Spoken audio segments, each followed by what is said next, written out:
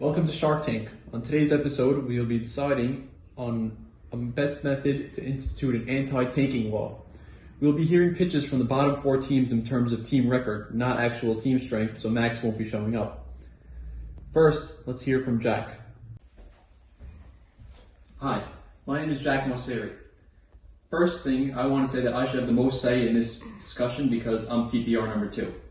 Now, I want to suggest the toilet bowl. This way, that if your team's actually bad, then in the end, you'll be the best tanker when it actually matters. Lastly, did you see Hopkins' catch? I don't like that idea. That still incentivizes having a bad team all the way until the end of the season. Therefore, I'm out. Now let's hear from the Henry and Chapman team. Are you smarter than a 5th grader? No, this is Shark Tank. You're in last place. What's your suggestion to stop tanking? Tanking? We would never tank. We've been trying this whole time. I think we should have a lottery. That way, everybody has an equal chance at the first pick. That's not a bad idea, but it lacks some competitiveness. Therefore, I'm out. Let's hear from Madeline. Hi there. I'm Morris Madelon. Why are you speaking so slowly? It's called the slow grind. You gotta speed it up. I suggest a consolation bracket. This way, all the teams stay competitive until the very end of the season. Like that. I think we have a deal.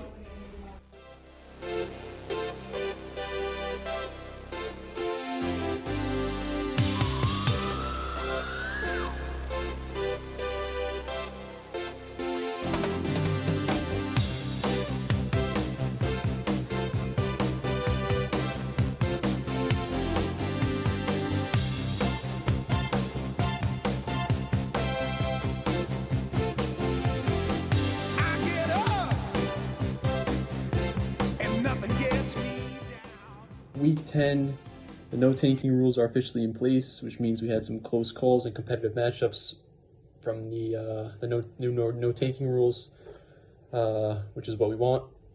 It's what we want to see. We'll start with my matchup against Madelon, not a tank matchup, but my team is hot. Just the opposite of a tank matchup. My team is hot, 3 wins in a row. I'm putting up over 160 points in each of those 3. That one without the Chiefs, no Mahomes, no Kelsey. I think I'm ready to. The teams up top, they see me coming. They're starting to get a little startled. Definitely, Madelon. He's down a game on the playoffs. He's a game back from Teddy and Mike, and me. I'm in 4th, but I have the points. Coming for that bye.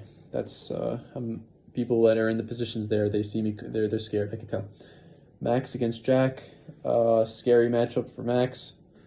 He almost didn't get out of there. Jack, that's our 3 seed Max. He puts up 90 points. If you look at the standings, Ovi almost has the same amount of points as him, but somehow nobody scores on him, which takes skill also. It's not just like people are intimidated by Max. They're like, oh, I'm gonna not start my best guys. It takes skill.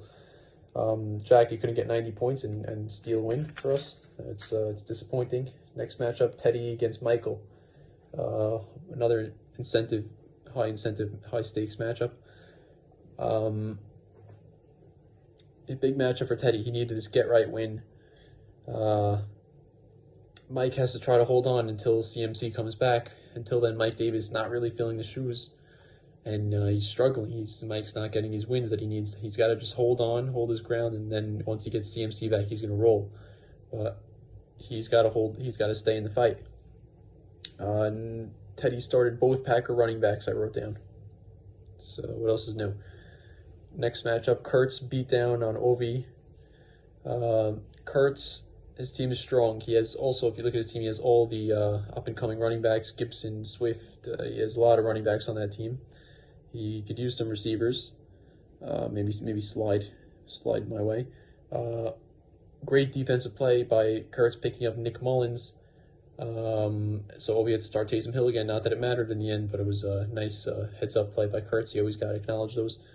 Last matchup, Victor against the Henry Shama team. This is our first place contender, Victor. He almost lost to Henry and Shama, our last place. They were, it wasn't close for a second. Then Hopkins had like 20 points in one play, and then it got close, and Victor grinded it out on Monday night with, was it Monday night, Sunday night? Sunday night, he grinded it out. Mark Andrews and Lamar got it done for him over Cam. Victor wants to be compared to Randy Orton because he keeps having these title bout matches, but Randy Orton does not struggle. I looked up who's the worst wrestler, and it said Hornswoggle. So Randy Orton, I remember him, Rabbi Cranius' class, he used to talk about Hornswoggle. So Randy Orton does not lose to Hornswoggle, almost lose to Hornswoggle. He should be killing Hornswoggle. But he does have a point. He keeps getting these 1 versus 2 matchups, although one was against Max, who's Max. And so he gets Kurtz this week. It's a big fight. Title bout, 1v2. Next big matchup is Max against Mike. 2 more playoff teams, both trying to hold on to their positions. Teams are somewhat not fully there right now, and they both need these wins to hold on to where they are.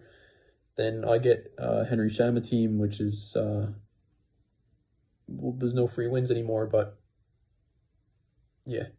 Then so I'm gonna pick up a game potentially, hopefully.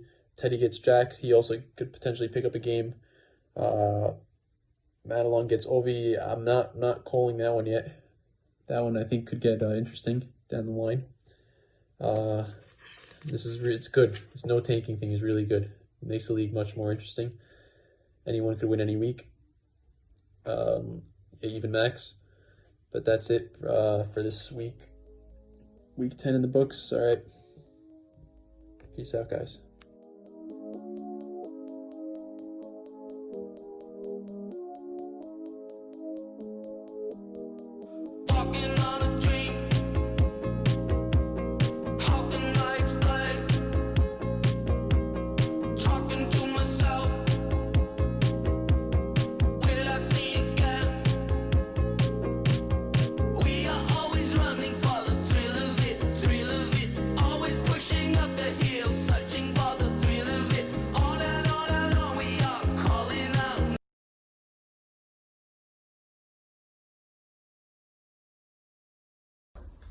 I don't like that idea.